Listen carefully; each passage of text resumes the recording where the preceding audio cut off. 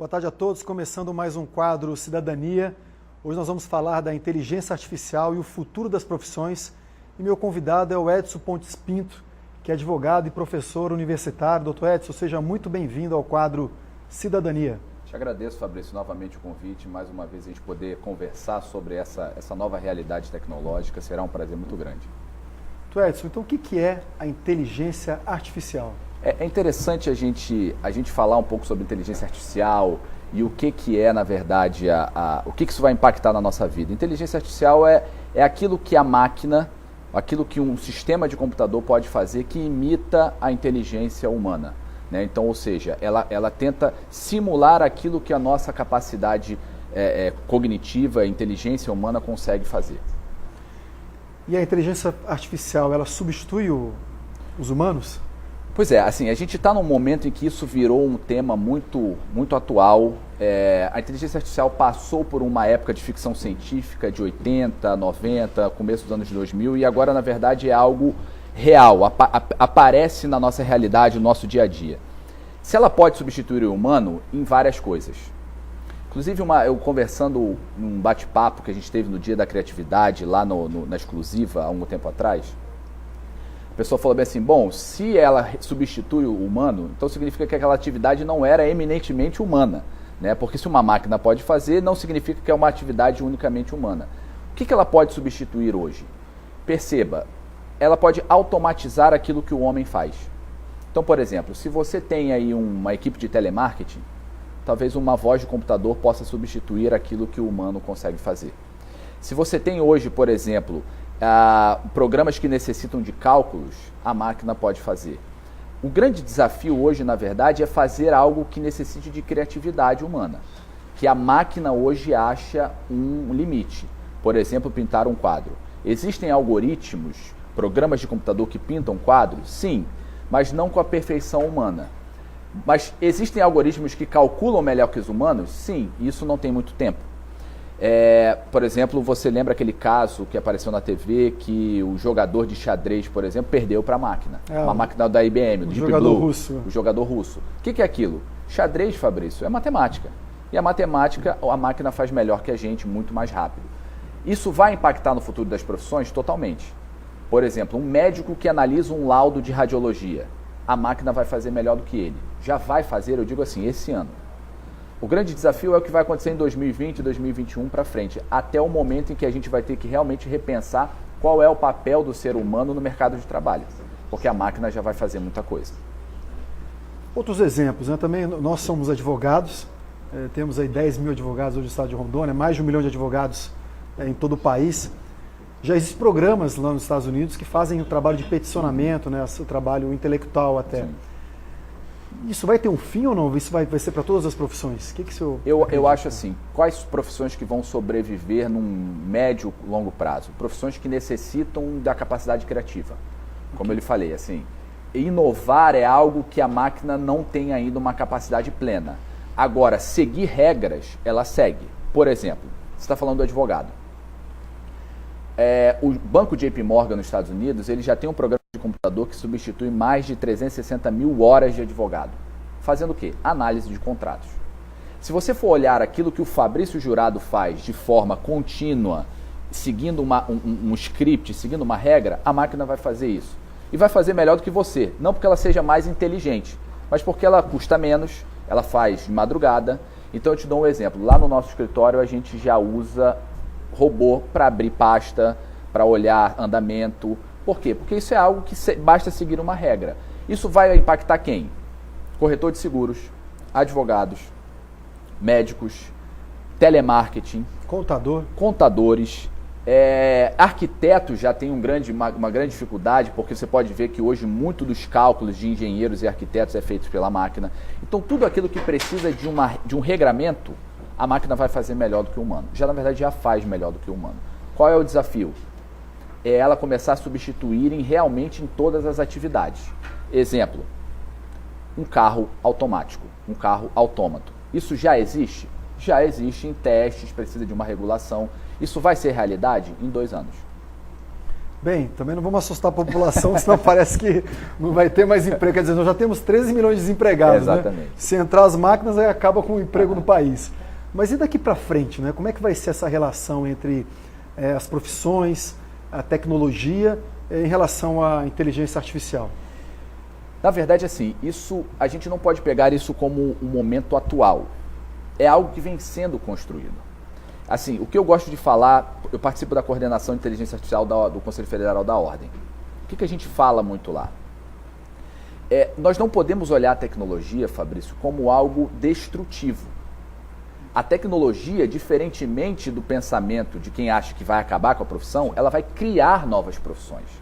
Algum tempo atrás, por exemplo, no meio dos Estados Unidos, o centro dos Estados Unidos, a principal profissão era ser fazendeiro.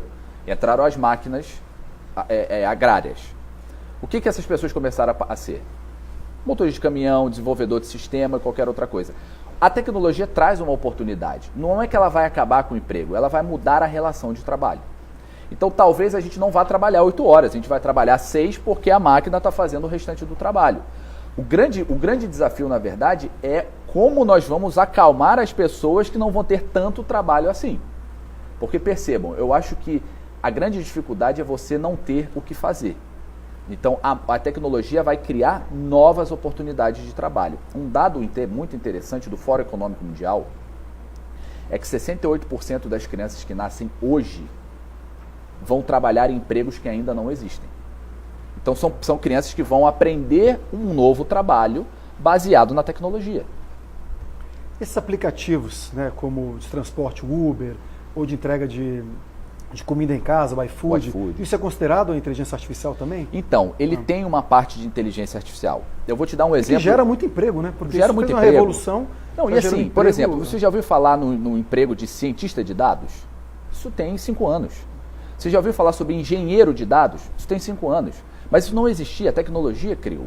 Por exemplo, hoje o Netflix trabalha só com dados. Eu tenho certeza que o Fabrício, quando ele liga o Netflix no final de semana, aparece assim, sugestões para Fabrício. Aquilo ali é uma inteligência artificial. Ela consegue entender o que você gosta e te oferece oportunidades. Ela não te oferece o catálogo todo. Isso tudo é a tecnologia, isso tudo são pessoas que criaram um emprego em cima da tecnologia. Então, assim, se eu pudesse falar para o jovem que hoje está estudando e não sabe o que fazer, as profissões comuns elas tendem a assumir. Pensem, na verdade, naquilo que a tecnologia vai trazer de novas oportunidades. A matemática, então assim, o próprio ciências sociais, mas não pensar assim, eu vou ser advogado tão somente, ou eu vou ser engenheiro, ou eu vou ser médico. Você tem que ter aptidões interdisciplinar para conseguir sobreviver nesse mundo. Eu dou um exemplo assim, hoje eu sou advogado, mas estudo muito mais tecnologia do que só direito. Porque isso, na verdade, é uma necessidade que a gente começa a entender que o futuro da profissão ela tende a uma simbiose entre tecnologia, matemática, direito e etc. Na verdade, isso é uma dificuldade para a gente, mas a molecada hoje em dia já está muito mais acostumada com isso. Principalmente essa molecada que já nasce, né, exatamente, com iPad, iPhone, mexendo em telefones. Exatamente. Mas então vamos lá, vamos deixar um recado então para os jovens, né, que estão nos assistindo aí, essa turma que está preparada para fazer vestibular ou então está em busca de algum curso técnico. Qual que é o seu conselho então para eles até terem um norte, né, do que eles vão escolher como profissão, não as profissões tradicionais como a nossa, né? Exatamente. Então, assim, eu acho bem interessante o jovem prestar atenção em como as profissões comuns elas estão diminuindo muito o número de inscrições, por exemplo. Você pode pegar os vestibulares de direito, eles estão diminuindo as inscrições. São pessoas assim, o interesse da sociedade está diminuindo por esses tipos de curso. O que ele vai precisar aprender? Ele vai precisar aprender direito? Sim, mas vai precisar aprender tecnologia, matemática, ou seja, a profissão vai exigir dele um conhecimento amplo. Então, a dica que eu dou, não se satisfaça com uma grade curricular. Busque, a internet está aí para isso, na verdade. Eu acho que a internet é a revolução do conhecimento, mas a revolução da relação do homem com o conhecimento. E a gente tem que aprender, inclusive, a filtrá-la, né? Porque a internet tem esse problema, a gente aprende a ver fake news, ver toda hora, enfim.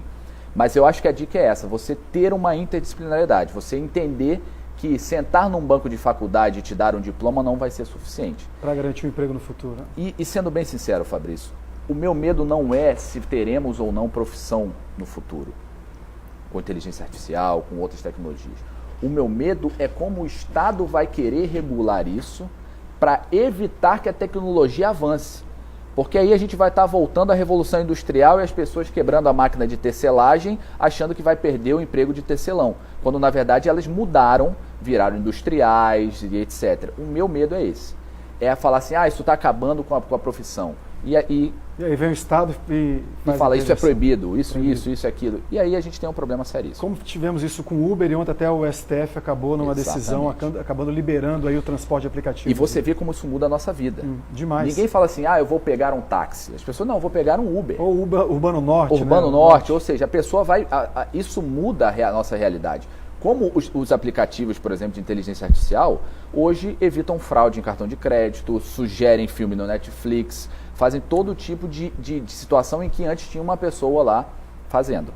Bem, queria agradecer a sua presença. Nós estamos aqui também no estúdio o Eduardo, que é presidente da AGE, né, Associação dos Jovens Empreendedores. Isso. E parece que ter um recado, vai ter um evento, né, Isso, da AGE. Eu gostaria, aproveitando a presença do nosso presidente Eduardo Fumiari, eu gostaria de dar um recado. Nós teremos no dia 30 de maio, às 19h30, no auditório da Sapiens, nós teremos o segundo Fórum Econômico da AGE. Nesse fórum a gente vai debater juntamente com grandes empresários de Rondônia e jovens empresários de Rondônia também, todo o cenário econômico, quais são as perspectivas econômicas para o nosso estado. É interessante porque nós teremos uma mesa também de discussão com os jovens empresários, contando seus casos de sucesso, dificuldades, tudo isso para alavancar aí, inclusive a participação do jovem no cenário econômico, no cenário empresarial de Rondônia. Então é dia? 30 de maio, às 19h30, no auditório da Sapiens. Sapiens é lá no FGV, né, do Isso. Grupo Objetivo. Grupo Objetivo, exatamente. Muito obrigado pela sua participação aqui no Cidadania. Fabrício, muito obrigado, agradeço, acho que o seu espaço é muito instrutivo para a sociedade, continue sempre com esse trabalho. Um abraço lá ao Eduardo e o pessoal da AGE. Um abraço a todos, até a próxima quinta-feira com mais um quadro Cidadania.